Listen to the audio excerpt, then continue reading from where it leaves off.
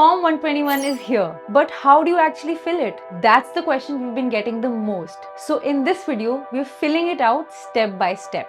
Step 1 requires you to fill your full name exactly as it appears on your PAN card. Make sure you don't use any abbreviations here. In step 2, you need to give your address details, including PIN code, block, district, etc. Step 3 is very important. Enter your PAN card details here. If you skip this step, your Form 121 declaration becomes invalid. In step 4, you need to mention either individual or HUF as the status, depending on whichever category you belong to. Step 5 requires you to write resident as your residential status and then choose yes if your age is 60 years or above at any point of time during the tax year. Otherwise, choose no if your age is and will remain below 60 during the tax year. Step 6 requires you to enter your registered email address which is linked with your DMAT account. Step 7, enter your mobile number linked to your PAN.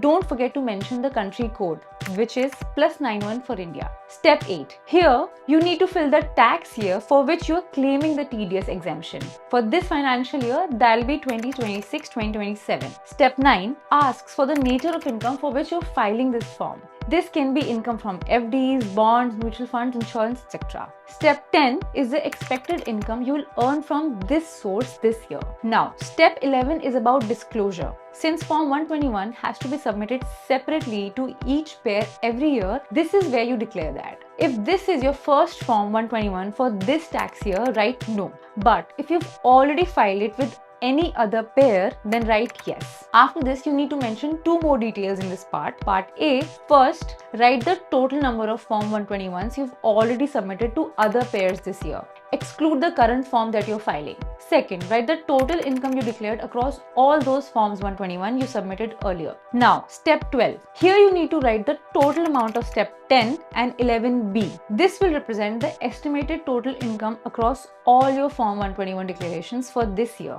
In step 13, enter your gross estimated total income from all sources for this tax year. This will include salary, pension, interest from all investments, whether it's bonds, FD, savings, accounts, rental income, or any other income. This should also include the income you mentioned in step 12. Last but not the least is step 14. Here you need to file your ITR details for the previous 2 years. For this year, that would be 2023, 2024 and 2024-25. This should include both the tax years one by one and then their corresponding 15-digit ITR acknowledgement number. And in the return income column, mention your taxable income as per your last ITR. But in case you had not filed an ITR for any year, please write not applicable. Next is the final part of the form, the declaration. So that's it for this video. If you have any doubts regarding Form 121, please drop them in the comments below. And don't forget to follow Fixed Returns Academy for more such useful updates. Fixed returns do not constitute guaranteed or assured returns. Investments in corporate debt securities, municipal debt securities, securitized debt instruments are subject to credit risks, market risks, and default risks, including delay and/or default in payment. Read all the offer-related documents carefully.